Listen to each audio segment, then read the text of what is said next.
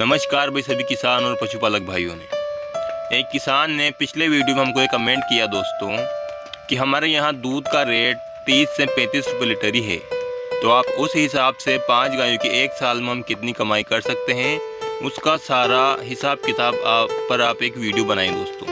तो ये वीडियो उसी किसान के कमेंट के ऊपर हमने बनाया है दोस्तों।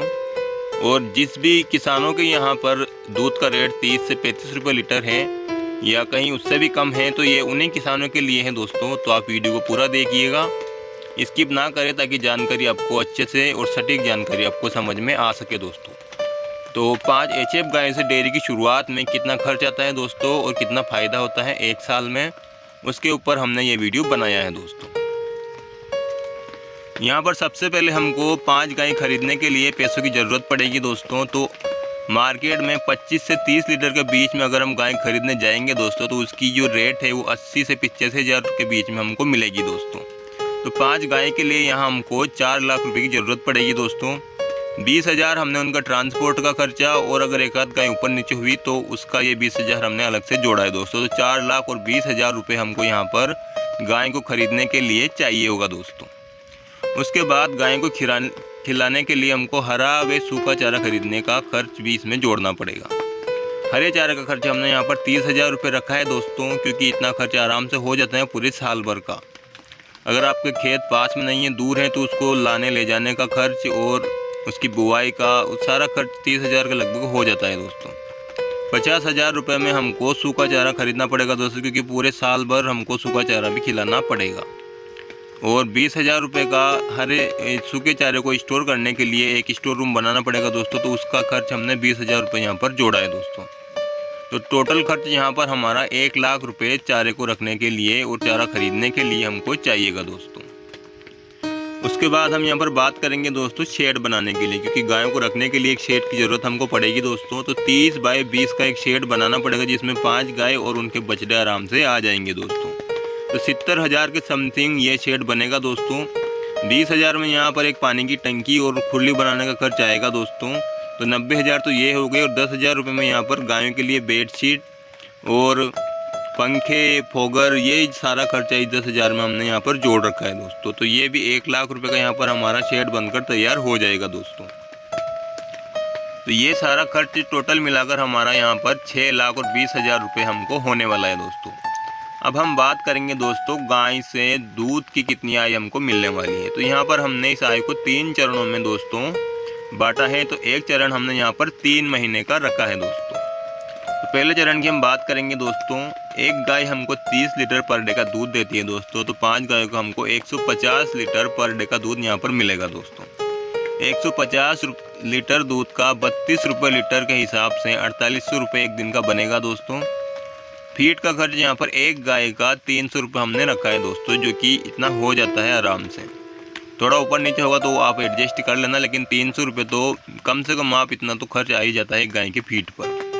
4800 में से हम यहाँ पर फीड का खर्च अभी से माइनस करेंगे दोस्तों। तो यहाँ पर 3300 रुपये हमको पर डे का मिलने वाला है। 3300 रुपये को हम 30 दिन यानी कि 1 महीने का हम निकालेंगे तो 99 हज़ार रुपये हमको यहाँ पर 1 महीने की हमारी दूध की कमाई होने वाली है। अब हम यहाँ पर बात करेंगे दोस्तों पूरे चरण की कमाई की। तो 99 हज़ार को हम 3 से गुणा करेंगे तो 2,97,000 रुपये हमको यहाँ पर पहले चरण की जो आय है वो मिली है दोस्तों।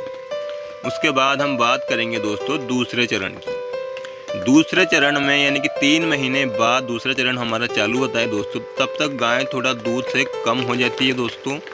सभी गाय नहीं होती है, लेकिन बहुत सी गाय जो गाय हिट पे आना शुरू कर देती है या प्रेग्नेंट हो जाती है तो वो दूध से कम हो जाती है दोस्तों। तो यहाँ पर हम 30 की जगह 26 लीटर पर डे का एक गाय का दूध जोड़ेंगे दोस्तों। तो 5 गायों का हमको यहाँ पर 130 लीटर पर डे का दूध मिलने वाला है।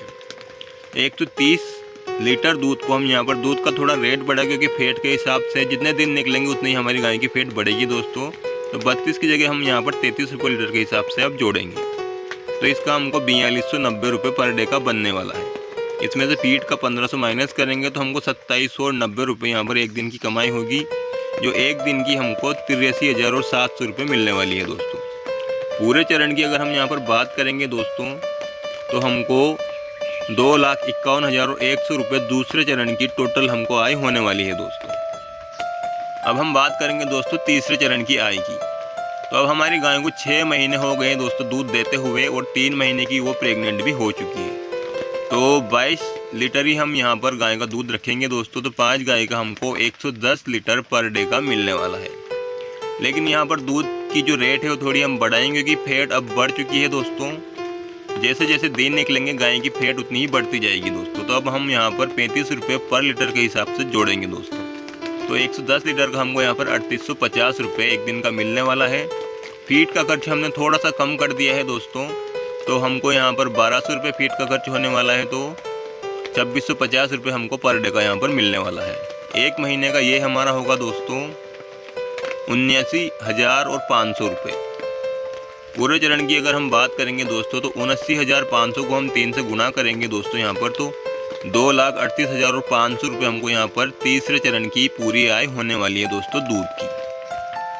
तीनों चरण का टोटल मिलाकर हमको यहाँ पर होगा दोस्तों, पहले चरण का 2,97,000, दूसरे चरण का 2,51,100 और तीसरे चरण का 2,38,500 रुपये। तो तीनों चरणों को मिलाकर के यहाँ पर हमको 7,86,600 रुपये टोटल हमारे दूध की आय हुई दोस्तों 9 महीने में। इसके बाद भी बहुत सी गायें दूध देती हैं, लेकिन डॉक्टर के अगर हम माने तो उसके बाद हमको दूध बंद कर देना चाहिए, क्योंकि 6-7 महीने की गाय उस समय प्रेग्नेंट हो चुकी है दोस्तों।